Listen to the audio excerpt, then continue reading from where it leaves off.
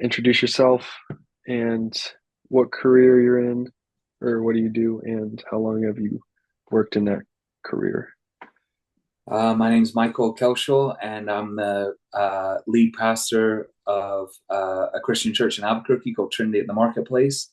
And I have been there since I've been in that position as lead pastor since 2004. So just over 20 years. Thank you. What industry would lead pastor be under? Oh, that's a good question. um, would it be something other than church? Yeah, I think it would be considered religious. Yeah, Religion? yeah, I think that's one of the industries that we Yeah. have. It's kind of a confusing question. My bad. Um, and you already answered how long? 20 years. All right, in those 20 years, um, consider the greatest achievement in that role. Um, Provide a little bit of details that are involved in it, like time period and people. Yeah, I think one of the things I'm really thankful for is that we've been able to keep on going. So when I came to Trinity 20 years ago, there were just a handful of people, about 30 people or so left. The church was on a pretty severe decline. In the 70s, it was actually 3,000 people. So it had been on a pretty massive decline. It was on its last legs when they asked me to come to be the lead pastor for the first year. They just hired me as an interim pastor because they could only pay me for the first year, and so we just said, well, we'll come and we'll preach the gospel, and if the Lord wants to shut the place down to His glory, then we'll praise Him for that, and if the Lord wants to keep it going for His glory, we'll praise Him for that. So we kept on preaching the gospel, and the Lord's kept us going, kept the doors open. I was able, after that first year of being the interim, they were able to actually hire me full time, and by the grace of God, I've been able to stay. So the running joke at the place is, we'll see if the Lord keeps the doors open for the next year, and so we're thankful that He keeps the doors open. So That's great. that's been 20 years, and it's just been a slow turnaround by the grace of God, and a steady building, both in terms of the number of folks coming along. We have about 140, 150 now, and growth in different ministries with the people who are coming along, sharing the work. Is that Uh, getting off what you're asking? yes, it is. Thank you. In those 20 years, through that study rebuild, what um, can you think of some management strategies uh, that you have used to grow the organization? Um, I mean by this is, uh, is it more of a solo rebuild with you in your position because you're head pastor, or is there team more of a team management rebuild? Definitely more of a team management rebuild. So, uh, yeah, I'm a team player. I'm conciliatory in my leadership style, and uh, team building is huge for me. So maybe let me unpack that a little bit. Um, Servant leadership is a driving thing. Jesus says in Mark chapter 10, um, Jesus called his disciples to him and said to them, "You know that those who are considered rulers of the Gentiles lord it over them, and their great ones exercise authority over them. But it shall not be so among you. But whoever would be great among you must be your servant, and whoever would be first among you must be slave of all. For even the Son of Man came not to be served, but to serve, and to give his life a ransom for many." So the leadership style has definitely been a bottom up leadership style rather than a top down one, and a partnership leadership style. So it's been team building. And so that started when I got here. Instead of kind of charging ahead with the solo lead pastor role, one of the first things that I did was implement a plurality of male elders, so that a group of men lead the church. And then for all of the different ministries, we've just been intent on building teams for those ministries. So the mission and outreach ministry is a mission team. Benevolence ministry is a benevolence team, and we deliberately build teams. For all the youth ministries, a youth team. So we deliberately build teams. We even call the leaders of those teams team captains, and then I work with the team captains in a servant kind of role. And so one of the pictures that we've used for that is the picture of the aircraft carrier. Supposedly on an aircraft carrier, there are 5,000 people with one mission. So Jesus defines our mission. Jesus tells us in Matthew 28 that we're supposed to be making disciples of Jesus. He says, go and make disciples of all nations, baptizing them in the name of the Father, the Son, and the Holy Spirit, and teaching them to observe all that I have commanded. And I'm with you always to the end of the age. So Jesus actually defines our mission.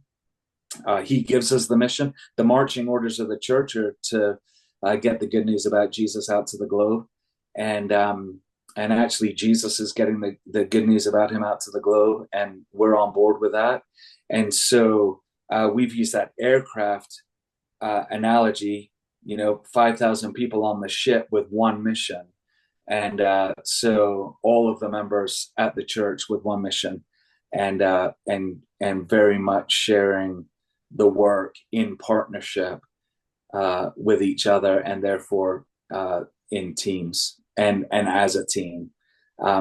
So I guess the long and the short of it is I have deliberately avoided the solo lead thing and deliberately done the partnership team thing. Gotcha, great answer. Continuing this achievement, why do you consider this achievement to be so impactful, either to yourself, the community, the church itself? I think in a number of different ways. So in my context, if I try and do it all, then I would end up being a bottleneck, and it would plug up ministry. But by decentralizing and by sharing it in partnership with other people, it actually makes gospel ministry, it gives exponential growth to it. So just in terms of a growth standpoint, it means that more people sharing the work, more ministries happening, others involved. Also, in the context of the local church, it means that new members that are joining on are getting meaningfully involved in the work, and so really part of the community, and that helps with some of the community building as well. And it means that people are sharing their gifts and their talents, and so I wouldn't be able to do everything. Wonderfully, God provides people who are able to do all kinds of different things and do those things better than me. And that has a ripple effect to it, because that means that people actually have buy-in. They're actually invested and involved and committed. It means that community is building. It means that teams growing. It means that people are working well together. It means that ministry is happening. It means that people are having to work together. They're being a good influence to each other. So it just has a lot of different ripples to it in the context that I'm in, doing it in a team-minded kind of way. Awesome. So you mentioned a servant leadership mindset. So we're gonna move into a little bit of a rating system. For the next set of questions, I have the 10 characteristics of servant leadership up, and in regards to the 20-year growth of the church. I want you to rate on a scale of 1 to 5 these different um, characteristics of leadership on how often they were used during the achievement and growth. So we'll start with listening. Active listening would be considered um, listening to the people around you and those in the organizations, their ideas. How often would you say that you utilized listening to the teammates around you during the rebuild? I'd say that's number 5. That's used always. Uh, um, uh, the just the team dynamic requires that, um, and a good use of the team requires that because the different people on the team uh, will want to be heard, but also need to be heard, so that we can be thinking well about things.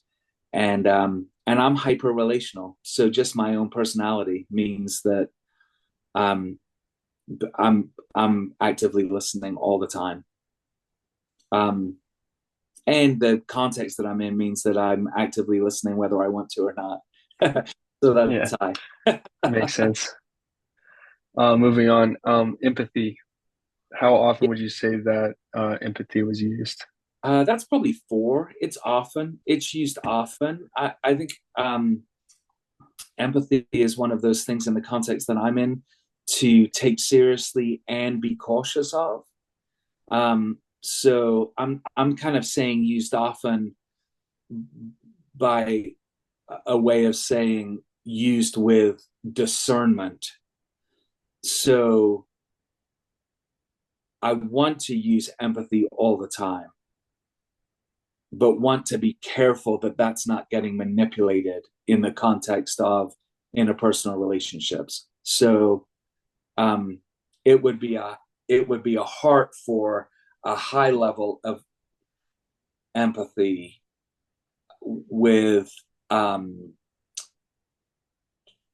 trying to read the situation well to know when to how much weight to For put sure. towards what I'm being empathetic about. Does that make sense? That makes a lot of sense. Moving on, healing's up next. Healing would be considered how much are you as a leader committed to um, building relationships and growing the growth of the other people in the teams or in the organization. Yeah, that's a 5 for me.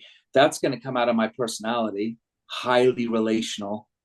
So I'm committed to healing in relationships between myself and others, and healing in relationships between teammates, um, for good for good and godly relationships themselves, and also for the health that comes out of good and godly relationships. And of course, we're sinners saved by grace. So when you get a bunch of people together, um, there are going to be hurt feelings, and there are going to be um, bumps in the relationship. So healing's required. And I would put a high emphasis on making sure those relationships. Charles Spurgeon, he was a preacher in London a long time ago, said, always keep your relationships in good repair. And I think that that's very good counsel. So I put a high premium on that for sure. Okay, the next one is awareness. This plays into being self-aware of the ability of yourself and your team, as well as what situation the church was in. So during this rebuild, regrowth, how much would you say uh, being aware of the ability of the team and the situation the church was in, how important was that? That very important. I don't know how well I did it all the time, so I don't know if that affects the rating. I'd want to say I want to use that always, but probably in actual fact, it was more a four. Often a three or a four. Um, uh, um, uh, yeah, I do try, by the grace of God, to be aware of strengths and weaknesses in myself and in the teammates around me. But I'm also aware that I have blind spots. So um, I don't think I have always been aware uh, of my own strengths or weaknesses or other people's. But then that taps into listening as well, because I've tried hard to listen to how others read my strengths and weaknesses and their strengths and weaknesses. Um, so yeah, I think probably a four used Okay. often. Yeah. But one I mean, area, definitely think self awareness and awareness of the strengths and weaknesses of teammates uh, is helpful. And the gospel gives us the freedom to be honest about it. mm, Uh, and and so we can actually work together in productive ways and cover each other in good ways. no, Am I getting totally. at the heart of that? Getting at the Yeah, heart of no, it? you did. You did. You could say there are five for every single one of these, but um no, like it's how well that you did during this rebuild, I would say. So great answers, great answers. The next one is persuasion. Um, how often, did you as a leader among teammates, among the management group, I would say, how often uh did you try and persuade them to one way or the other or compromise? Uh, I um, I'm conciliatory. Uh, I like to have teams wrestle through everything in a way that they can come together at the end. And so I, I'm probably a little bit funny on the persuasion category because um, I that probably is a four. I mean, it is used often, but in this way for me, I will persuade in a way that I'll be in conversation with the team and say clearly what I think in a way that's very happy to be voted down. Okay. And so I'll actually say that in team meetings. I think that the way forward would be to go this direction, but I'm super happy to be voted down if you guys think we should go a different direction. And as long as the direction's godly, then we're okay. So I guess yeah, being honest with myself, I'm in team meetings actually seeking to persuade uh, on a way forward, but trying to uh, be as open as I can to equally being persuaded. Okay. I got you. I So got you. I don't tend to fight with people and domineer. Um, I don't tend to do the my way or the highway. Okay. Yeah. Um, Next one is conceptualization, which is kind of seeing further down the road, viewing. So for this, let's go back 20 years, 15 years. Um, how often did you have to bring up the picture, like the end result kind of, the end goal kind of? What how often did you have to kind of have that image in your head as you were going to team meetings and deciding what to do and how to grow? Like how, or right now, as you're still trying to grow the church, how often do you kind of just have to picture picture the church 5 years down the road. That's probably a four. I mean, it's used pretty often, like, but in our context, it's used more in terms of the next step. So Okay. we are conceptualizing, we are thinking about, the next way of doing this ministry or the next ministry that we need to do.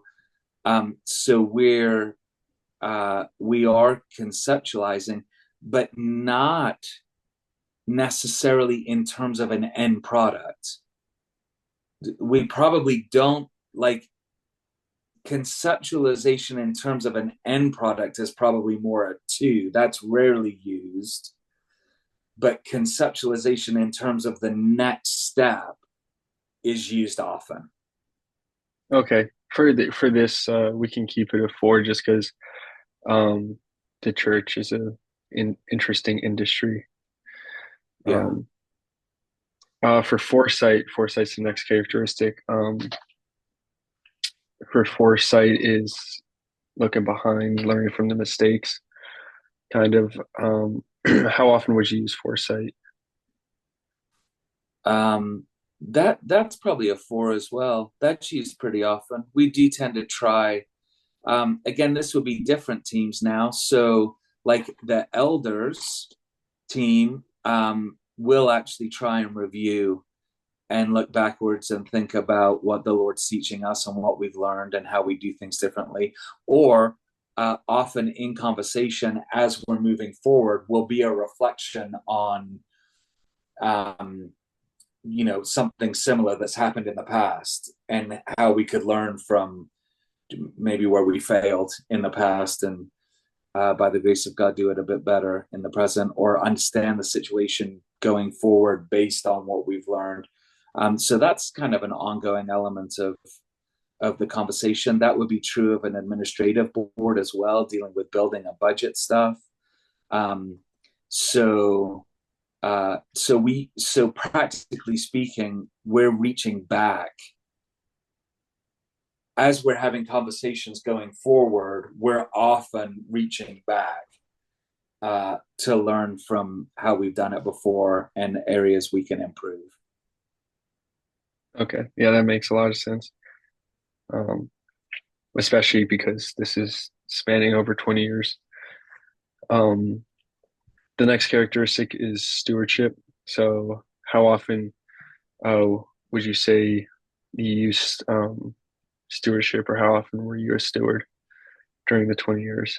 Yeah, that's always used. Just because um,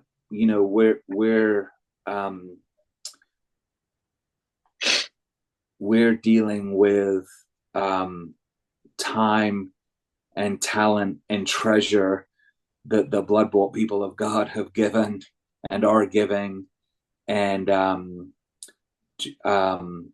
so we're accountable before the Lord and before His people to use that in gospel centered ways, um, and and the entire church family has eyes on how that is all being used. And so there's a desire for godly stewardship and multiple layers of mechanisms in place that make that stewardship transparent and talked about and um, and always in view. So I'd say that's used always. Yeah. The next two are about others, and in this team management system, how often are you committed to the growth of um, your people? Now, because it is a church, you can also take this in kind of the context of how often are you committed to the growth of the church body, or you can take it in how often are you committed to the growth of the people on the actual teams. So, for example, a team captain, um, how often are you committed to the growth of the people? Yeah, I that that is being honest. that's that I would love for that to be a 5, but that's probably a 4. um, I obviously super committed to the growth of the people, Hmm. but totally recognize, you get into team ministry and it's easy to lose sight of that person's growth for the sake of the growth of the ministry that the team Yeah, is participating in. yeah, So I in my heart, I very much want to say 5. yeah. That'd be the perfect But being answer. completely transparent and honest, I am committed to the growth of all of the people involved, but can run the risk of using the people involved and have to guard Hmm. against that, and can forget the growth of the people on the team for the sake of the growth of the ministry that the team is doing. Yeah. And so I would say it's used often. I mean, we do try really hard to think about individual growth, and and uh, do things that promote the gospel change and transformation and growth of people. But I know I can lose sight of it quickly. Yeah. The last of the characteristics is the interest in building community. So this kind of can play into the last one as well, but how how often do you want the teams to work together and build a relationship among themselves and build a whole community in this church? Yeah, I want, yeah, that it's a similar answer. Like I'd want a 5 on that. Used always, um, but probably in practice, uh, more honestly, would be at a 4. I mean, we do encourage the team captains to care for all of the people on the team, and want to equip them to be able to do that, and help them focus on doing that. But often the what am I trying to say? The um, practicality of the things that they're working on Yeah. can take precedence over the people involved. So we constantly have to remind ourselves to love people and use things Yeah. instead of using people and loving things. No, those are great. Those are great answers. Um, and we'll be back to rate the 10 characteristics again. But first we talked about an achievement. Now it's time to talk about a challenge. Um, so in your position over the last 20 years, what is one particular challenge that stands out that you have faced? And how did you handle it and what was the outcome? The well Early days, uh, one of the challenges was just keeping a helping a group of people stay together, and um, and yeah, I guess maybe that's the let me answer it this way. Um, a huge challenge in the contract context of ministry in the local church is helping the church family stay together. There have been 3 areas where that challenge has been particularly significant. Coming in to really a dying church where people were on the way out. So very early days, helping people be excited about the gospel, want to be part of the team to get the gospel out. Um, COVID was a massive challenge, uh, just because everybody had kind of polar extreme ideas about what we should be doing and shouldn't be doing as a local church. So to help everybody on those extremes, stay together and stick at the gospel, work together and love each other well.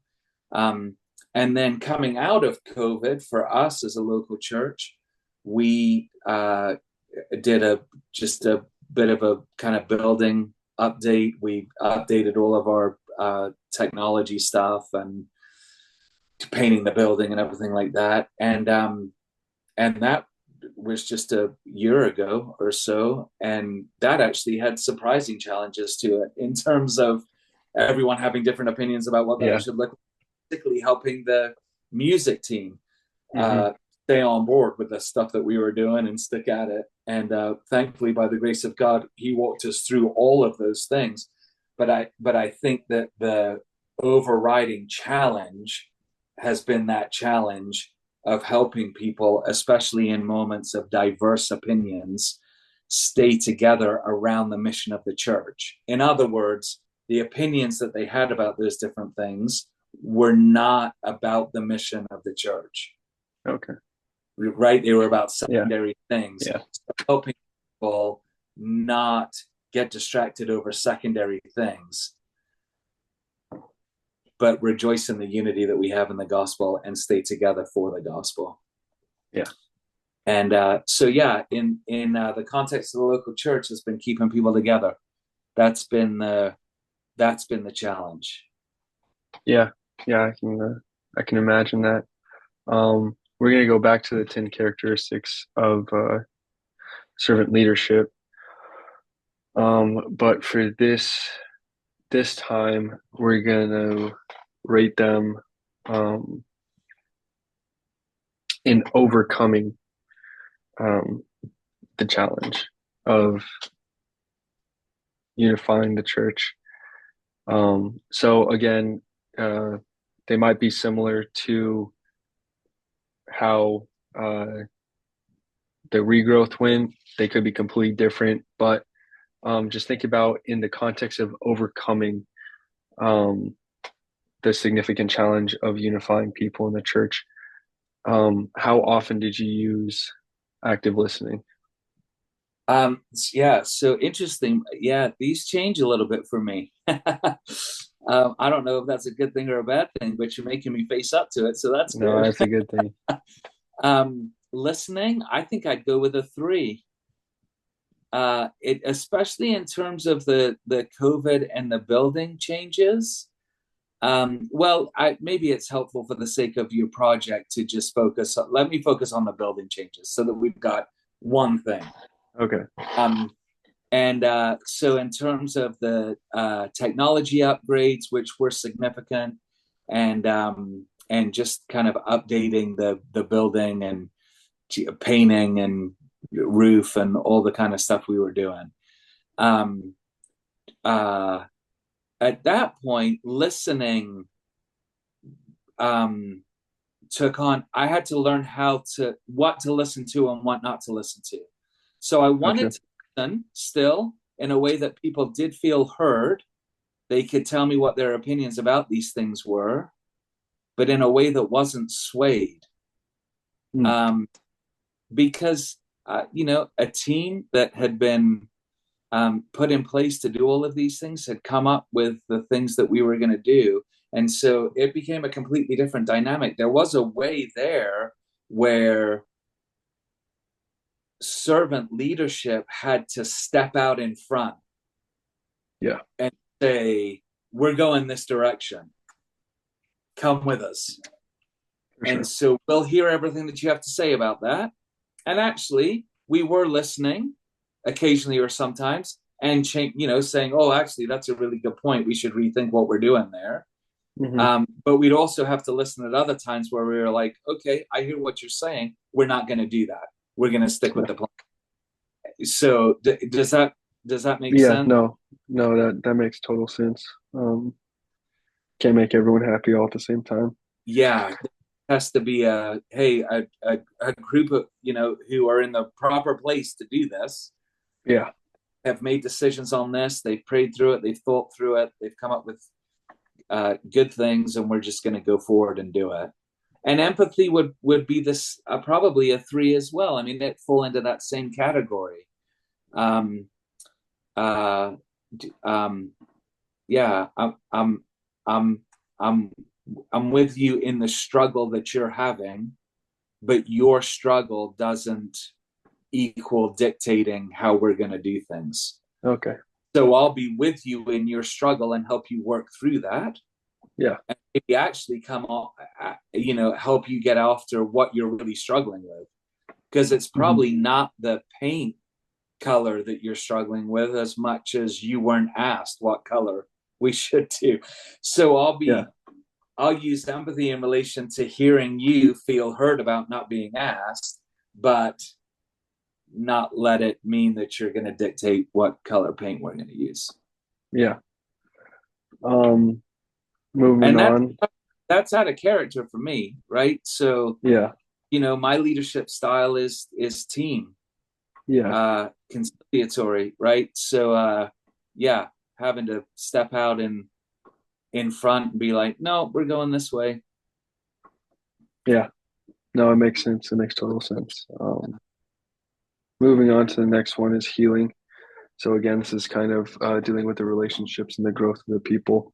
Above, you have this ranked at a 5 for you always use it in overcoming the challenge of listening to everyone and kind of making the plans.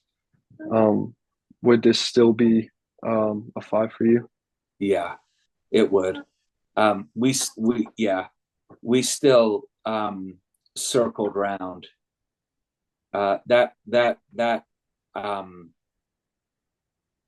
remained a high value Yeah, and was needed probably even more yeah, because people were having to work through different things, and we were committed to help people work through those things and see hurts healed and relationships healed, and so that remained a 5 because the what we were trying to do was help everybody stay together. yeah, yeah. That makes sense. For awareness, how how often would you say that you're aware of the ability of your team and the current situation of the church? I think probably we were a 5 there because we were having to work through things over and over and over again. So we were forced into a higher uh, awareness, and Mhm. people were voicing all of the ideas that they had about things. So they were forcing us uh, to be aware Yeah, of ourselves and of everybody else and of how people were processing what we were doing. So yeah, awareness kind of stepped up. yeah, yeah. That makes sense. Next one is persuasion. How often were uh, you trying to persuade the others of your team? Yeah, um, that's probably a 4. It was used pretty often in terms of persuading the team to just stay on task and not Okay. and Yeah. persuading them to relate well to people as well. Yeah, I mean, yeah, the context forced a level of persuasion um, that uh, yeah, I'm just thinking through it. I mean, in some ways that may have almost bumped up to a 5 given the challenge. Um, because we were probably um,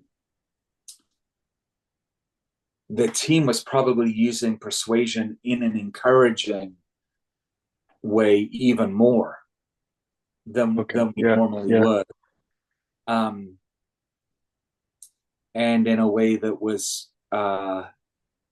helping us be less likely to uh, be voted down in that Yeah. instance. Yeah.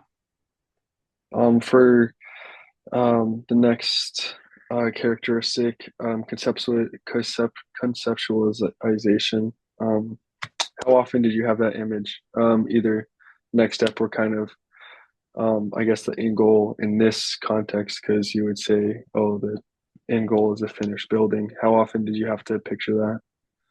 Yeah, that's probably a five. You know, it's funny between the last question and this question, conceptualization and foresight probably flip-flopped. um, because uh, we were having, or at least the foresight probably dropped down to a three. Conceptualization, we were having to be really, really, really clear on the end product in terms of everything that we wanted to do with the building and the technology and Yeah, how we were going to get there, how we were getting there, and what the next step was, and how we needed to communicate that. So we were conceptualizing a lot, um, and and and probably reaching back to foresight less because we didn't have a we prior hadn't done picture. that. Yeah, Right? Yeah, yeah. Stewardship. How often did you use stewardship? that Kind of rebuilding that this. five, right? Because Yeah, we were using the church's money at big, chunks. large amounts, Yeah, and so we were constantly having to be very careful about how we were doing that. yeah. Um, Yeah, for these next two, again, it's about the other people on the teams in the church. So overcoming, staying focused during the rebuild. How often were you committed to the growth of the people? yeah. I think we probably were a five on that too because we were taking people seriously and we were trying to apply the question of how to love them well in the midst of um, the challenges. And so that actually helped us focus on what people's real issues were, what they were really struggling with, and led actually, I think, to some really healthy conversation, uh, around um,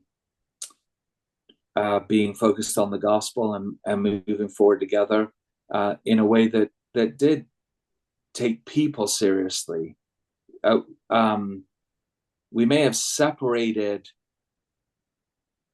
them from their opinions at times, Hmm. but we were very committed to their growth and Gotcha. to build a community in the Yeah, midst of it. We weren't trying to overrun people. We were trying to help people understand why we were doing what we were doing and why that was good for the gospel and help people be on the let's do what's best for the gospel page together. yeah, I And understand it. so that, yeah, a real care for their growth and for the growth of the community, Yeah. which I think by the Um, grace of God happened as well. yeah. So that last one, the last one is the That'd be a five. interests in building community. Kind of falls under the same category of committed to the growth. Um, Yeah, there's an individual, in the context of the local church, in that commitment to growth, there's both an individual and a corporate dimension to that. yeah, And yeah, and we place a high value on both the growth of the individual and the community. gotcha. Thank you for sharing. The next question that I have for you is in regards to the whole organization as a whole. Um, what was the mission and vision of the organization, and how were they accomplished? How are they being accomplished? And how essential is an entrepreneurial mindset in achieving these? The yeah, so the mission is to get the gospel out locally and globally, and maybe vision is how do we keep on getting the gospel out Yeah. locally and globally, if that makes sense, Hmm. of the mission itself and also the vision. So the mission's been given, right? Jesus gave the Great Commission, making disciples of Jesus, and so that the gospel is going out locally and globally. And then the vision is to do that in an ongoing way. And I really think that an entrepreneurial, uh, well, I just think, yeah, you have to be a self starter and you have to help grow teams of self starters to do that. So I think a high level of entrepreneurial Yeah. zeal and ability is huge in that. And especially when you're trying to develop teams that are developing different elements of the ministry or reworking the ministry. We had 5 years ago, our mission team did an entire rework on how we were supporting missionaries in unreached places. Hmm. And so actually defining missions biblically, because if everything's mission, then nothing is. And Yeah. so we had to define mission as getting the gospel where the gospel hasn't been, and how do we get everyone on board with that, and how do we actually engage with missionaries who are faithful to the Bible and faithfully doing that, and how are we really partnering with them so that they're known by us and we're known by them, and we're praying and we're together and we're actually really supporting them. And so for that you have to have a team of folks highly motivated, um, internally motivated, and real self-starters and go-getters. Youth ministry now just beginning had to come from people who are really committed to youth ministry and ready to get it going, and knew what they wanted to do and how they wanted to get there. And so part of my role in that was just serving them in freeing them to go and do it, and then supporting them in the areas that they needed support along the way. So the mission is making disciples of Jesus in all of these different categories and doing it in an ongoing way. And you need team members who especially in our context, it's not a massive church with, it's not a well-oiled machine. So in our context, it means people stepping up and saying, I'm going to go do this. And us saying, yeah, go for it. Definitely folks who are entrepreneurial minded and who are happy to risk. Yeah. Happy to risk. I'm just going to plug because I'm running out of. No, juice. You're all good. You're all good.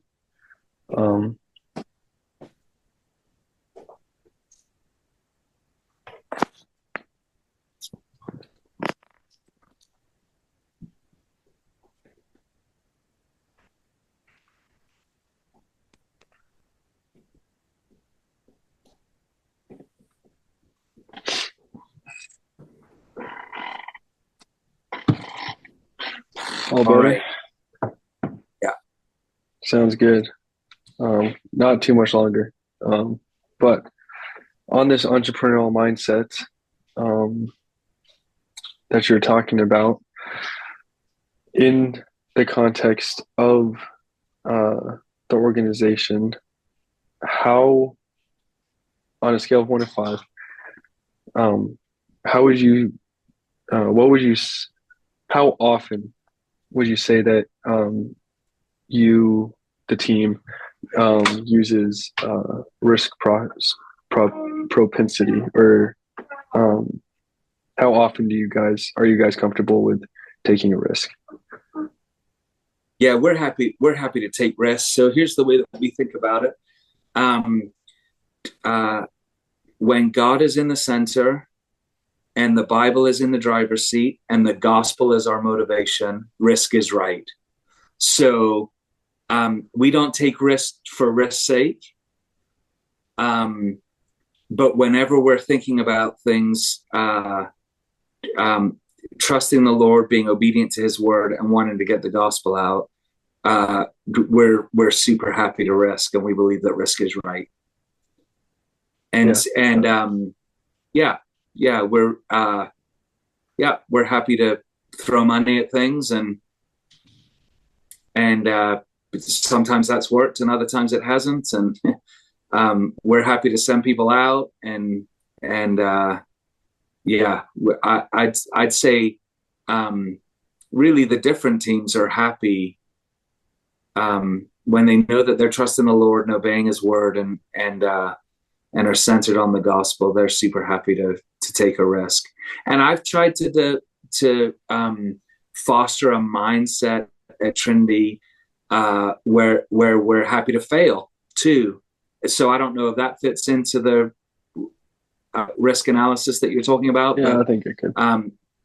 I've tried to build a thing where we've said, look, as long as we're seeking to do what the Lord wants us to do, let's go for it. Let's give it a go. And if it fails, it fails. I've got a good friend who pastored a church in Pittsburgh for a long, long time, and he was one of those popcorn popper ideas guy, and a bunch of different ministries that he started really thrived. And I remember talking to him about that, and he was like, one thing worked for every 50 things I came up with. Yeah. Right. I tried 40 other things, didn't work, but this thing did. And so we've tried to take on that kind of posture as well. Let's try it and see. Yeah. How on a scale of 1 to 10, or 1 to 5, I mean, how often would you say that the team that leads this organization is confident in the work that they can do? Yeah, that's a good question. I mean, obviously, in the context that we're in, our trust ultimately is in the Lord. Yeah. And so we live with confidence in him, and not a great deal of confidence in ourselves. But when we are walking with confidence in the Lord, I think our team's pretty confident to go and do stuff, and confident in the gifts and abilities that the Lord's given to us, to things that he wants us to do. So yeah, I mean, ultimately we're walking with confidence in the Lord, but that bleeds out into, I think we're pretty confident when we come up with a step that we're going to take, we'll take it. Yeah. Maybe that was a better way to phrase the question. For this next one, it's the need to achieve.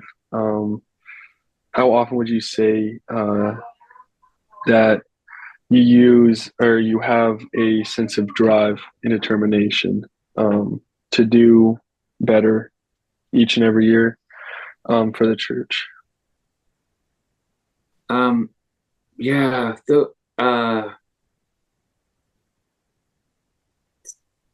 It's a great question. It's just it's hard to describe metrics of that in context that I'm in.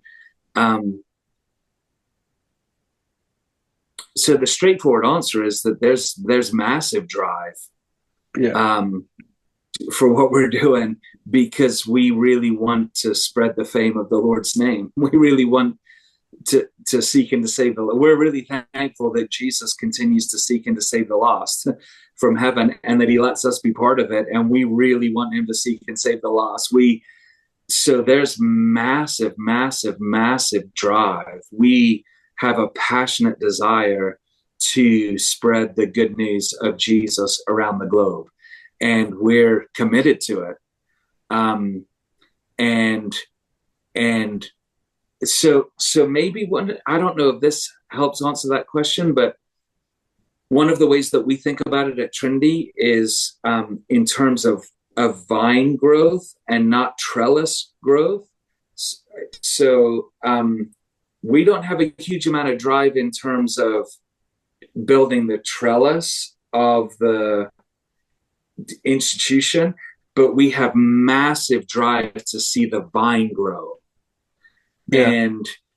And to watch where the vine is growing really carefully so that we can build the trellis that's needed to support the vine work.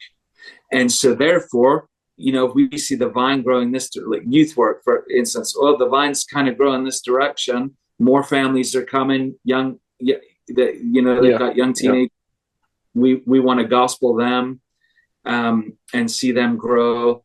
And so we want to put up some trellis that supports the vine growth in that direction. So I guess real drive for vine growth met with drive to put trellis in place that supports that vine growth. Does that answer your question? Yeah, no, it does. It does. Maybe I'm just not asking these right. I'm trying to reword them the best I can. In this organization, how important would you say the need for autonomy is? Autonomy, just give me a definition of autonomy. It would be that community and coming together, kind of working together instead of competing against each other.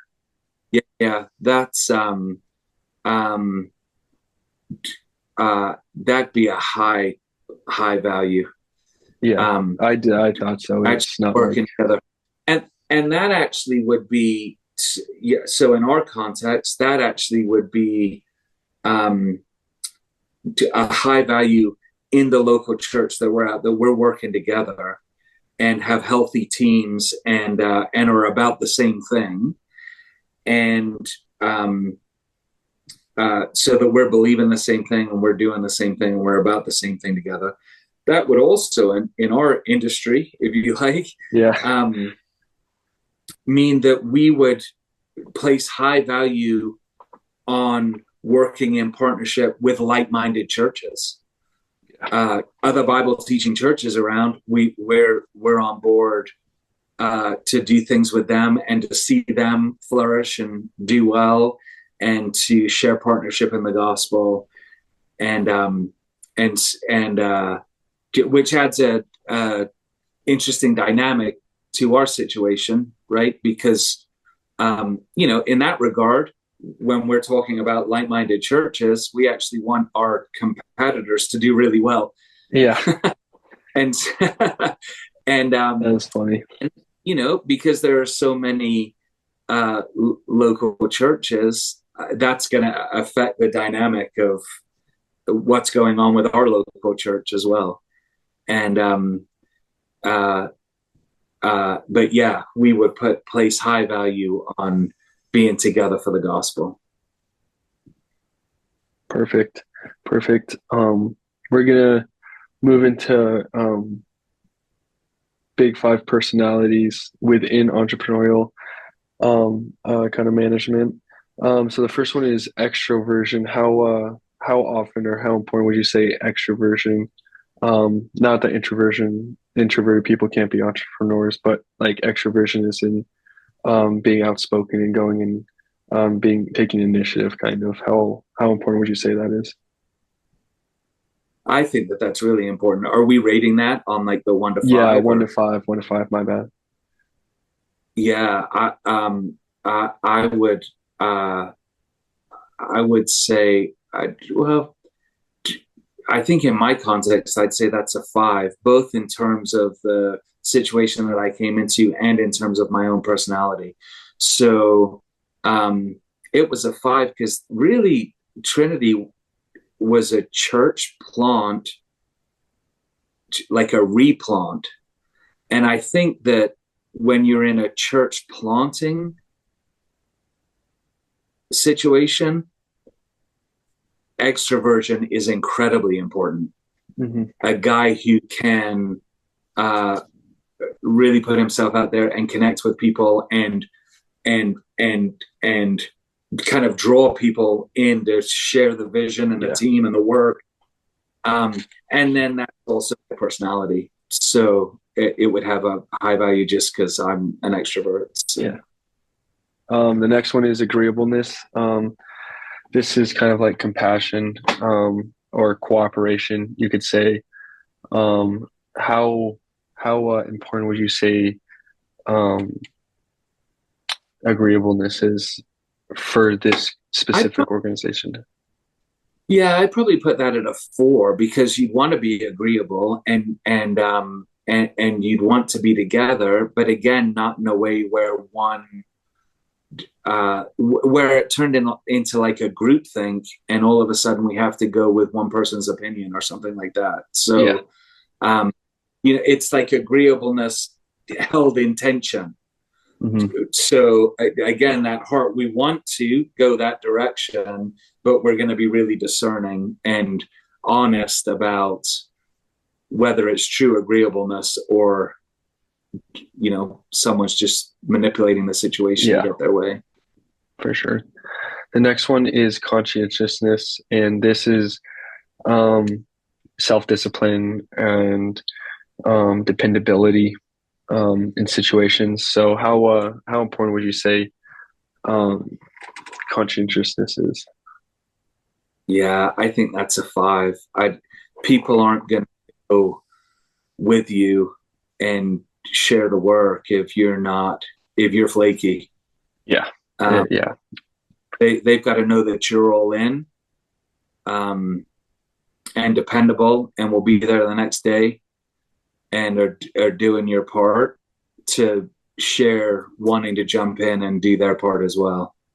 yeah. So that's 5. The next one kind of plays into that. It's emotional stability. How important would you say it is to keep control of your emotions through working in this organization? I think I that'd be a 5 too.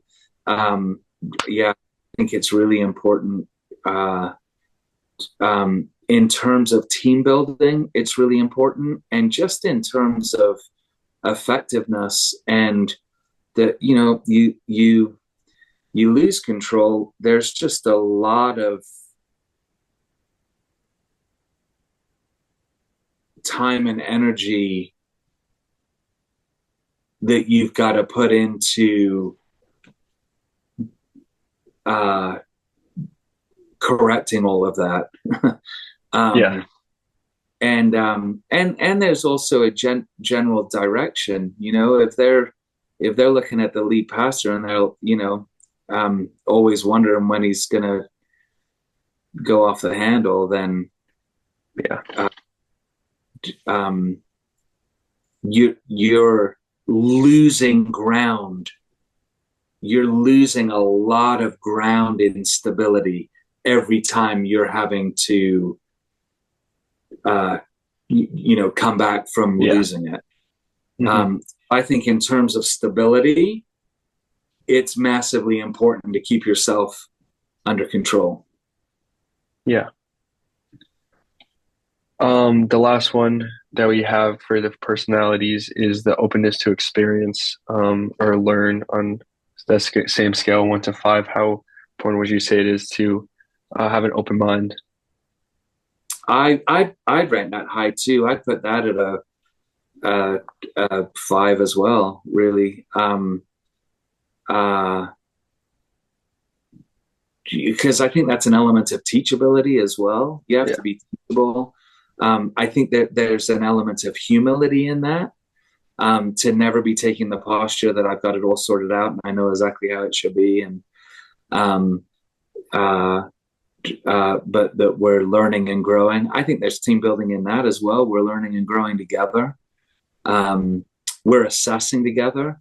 We're actually as a team going over what worked well and what didn't work well, right? What improvements do we need to Hmm. make?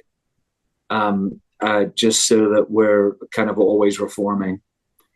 Yeah. Yeah, I don't know if that's getting after the exact question. What was the question? The openness to experience. I think that you got it because the learning and teaching kind of plays into that. Getting educated on new experiences, not shutting down people when they try and teach you new stuff. Yeah, yeah, yeah, Yeah. yeah. We only have a few more for you to rank. The next one is tolerance of ambiguity. Um, Let me get you a definition. Uh, this is kind of the ability to keep an open mind and remain confident and comfortable when the end goal isn't 100% clear. Um, so just kind of how how important is it to remain confident in uncertain situations? I think it's really important. Yeah, so that'd probably be up at least at a four, I think. Um, uh, and probably a five, because in a lot of ways, um, that that's kind of life in ministry. Yeah. um, you're pressing forward, you're trying different things, and you're not really sure how it's all going to go, and just to remain calm and confident in the Lord and keep on going, and be um, adaptable and ready to pivot. I think is a huge strength in ministry. We're going to launch out this direction, and if we find as we're going that way, we need to pivot. We'll be ready to pivot. Um, if the whole thing's going horribly wrong, we'll be happy to say, "Oh, that was a failure. Let's try something else." Yeah. So, yeah, I think in a lot of ways, it really helps to be comfortable with not knowing how it's all going to turn out and kind of live there. Yeah. The next one kind of plays into that as well. Positive attitudes and intentions. How important would you say that is, or how often do you use keep a positive attitude? I think that that's really important, just to keep on going forward together, and also Yeah. to not think that just because you tried something and it failed that it was a waste. It's not a Hmm. waste. It was John Bunyan who said all that Christians do is succeed, sometimes painfully and other times pleasantly, but all we do is succeed. So that's kind of the way that I frame those kind of things. Like, um, uh, yeah, let's remain positive, and the Lord's always moving us forward. So Hmm. uh, um, we succeed no matter what. Yeah. Yeah. These last three can be tied together. The first one is being proactive and having a strong work ethic. How important would you say that would be on that same scale? That's super important. I mean, and that taps into the Bible's warning against being the sluggard, and Mhm. the ruin that comes to the sluggards. So, um, a strong work ethic, um, uh, uh, is needed and is crucial and is godly, and so yeah, I mean, kept in tension. Obviously, it's not. We don't want to go to the extremes of uh, burning ourselves out, trusting in ourselves, doing the workaholic thing. Um, but recognizing that ministry is work and putting the work in, asking the Lord for grace to take up the responsibility, thanking Him that we don't have His responsibilities; He has His responsibilities, Hmm. but relying on His grace to fulfill the responsibilities He's given to us and to be serious about them and to work Yeah. hard. And gospel is hard work. If you're really going to do gospel work, it's hard work. So you got to be Yeah. all in. This next one, how um how important or how often um did you utilize um like taking responsibility for both good and bad things that happen in the organization?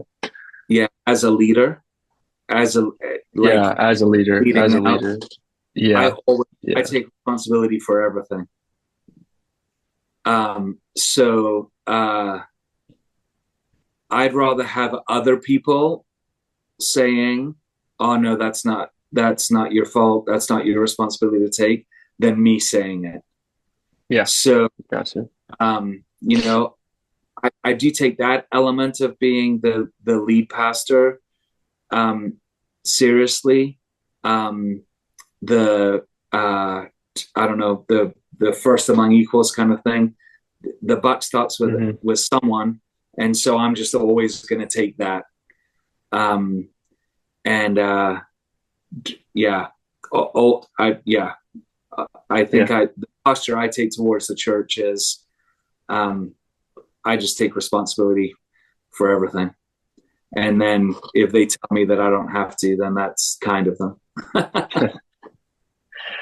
the last one here is innovation and creative thinking. How often would you say that innovation plays a role in this organization? uh, it does a lot. It's the same gospel message in thinking in creative ways of getting it out, Yeah, and uh, so I'm really thankful for teammates who are always thinking of different ways of getting the gospel out, and different groups of people that need to hear the gospel, and different ways of engaging them. And so I'm not a massively creative person. That's definitely not a strength for me. So I lean heavily on the teammates in the church family who are really creative and ideas people. Um, and I'm happy uh, to run with their ideas and say, let's give it a go. So that, my style of leadership tends to be that teammate leadership. I'm happy to hear ideas and go, oh man, that sounds good. Let's try that. And so I don't tend to be the creative person necessarily, the one coming up with those ideas, yeah, but I want those ideas and I'm quick to run with them. gotcha. And so creativity is a key element to the work. Wrapping up here, I only got a couple more questions for you. So, apart from servant leadership and entrepreneurial mindset, what are two significant lessons that are essential for success? Two essential lessons essential for success. Um, Okay. Hi, Josh. Being able to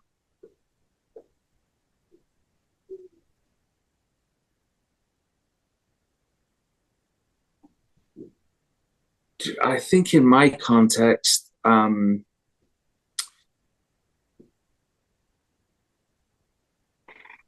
a genuine humility uh, and a true servanthood, a true desire to serve in leadership, um, and uh, and I think in my context, longevity, sticking in it, Mm. and and staying at it. Uh, I think are two keys. Humility fosters teamwork, and um, uh, and longevity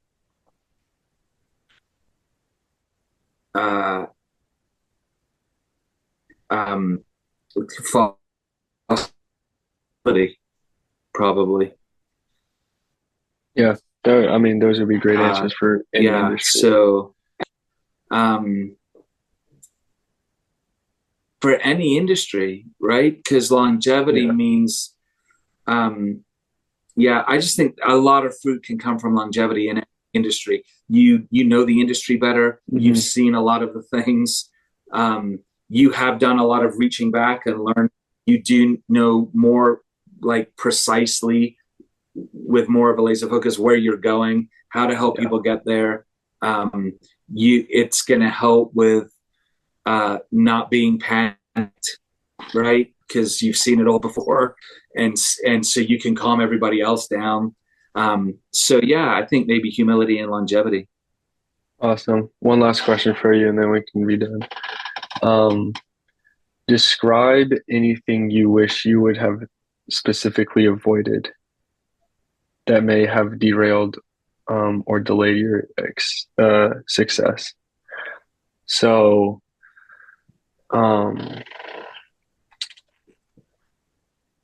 this, trying to break it down,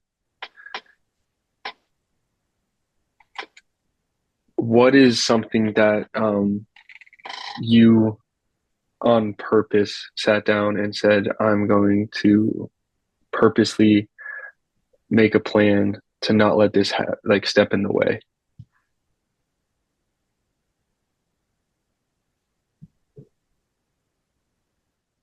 Um, the Let me try and answer that on the other side of that question, and then see if that'll um, uh, to open up a way to talk about it, how you're talking about it. So, um, uh, for me, the laser focus thing coming into Trinity was and is and will always remain, um, teaching the Bible faithfully with Bible confidence. So trusting God's word to do its work. So um, I came into Trinity with a posture of, I'm just going to teach the Bible as faithfully as I possibly can, um, trusting God's word to do its work, and uh, and so have deliberately not allowed anything to sidetrack me from that, Yeah. um, and put that in the center of all of the ministries. Right. So what we're about is declaring the good news of the gospel in all the ministries that we're doing. And so um, we're not doing a bunch of other stuff. Hmm. We're doing that and thinking about how we do that in all the different contexts that we're in. So if it's missions, how are we going to partner with people who are doing that, right? Um, if it's youth ministry, how are we going to develop a youth ministry that's committed to doing that? Um, and uh, yeah, and so that does actually require a laser focus Hmm. on doing that, and an unwillingness in the right sense, Yeah. of being distracted from it. Yeah. So, um, I is that getting after what you're asking though? No. Yeah. Yeah. It's just staying really focused and not getting swayed by um, opinions or other people that might be around you to distract Yeah, from the main goal. that's it. So yeah, that's exactly right. So the wonderful thing about the context that I'm in is that the mission is defined for us by Jesus. He's told us what the Yeah. mission is, Hmm. right? Go and make disciples of all nations. And so the laser focus is that making disciples laser focus. And so in a cultural milieu where people will tell you that the church is everything other than that, you have to maintain the focus. No, we've been given the mission. We're just going to stick to the mission. Yeah. right? And so we're not going to do all the other stuff. We're gonna stick to the mission, and so we're gonna have to explain everything that we're doing in terms of that mission. Hmm. And I guess in a way that's the illustration of the aircraft carrier, Yeah. right? I suppose you could walk onto an aircraft carrier and you could ask any one of those 5,000 people, what's the mission? And they'd be able to tell you one sentence, get Yeah. planes off and back, right? um, and so maybe that's the way to answer your question. We've tried to develop a one sentence answer that every member at Trinity can answer. Like, what are you guys about? This is what we're about, and that means we're not about all this other stuff. Perfect. That's a perfect answer. Thank you. And thank you for all your answers. Thank you for coming on and asking those questions, answering those questions. I mean, Thanks for having me. I hope it's been helpful. thank you. No, I it's been hope you great. work Thank you with so it. much.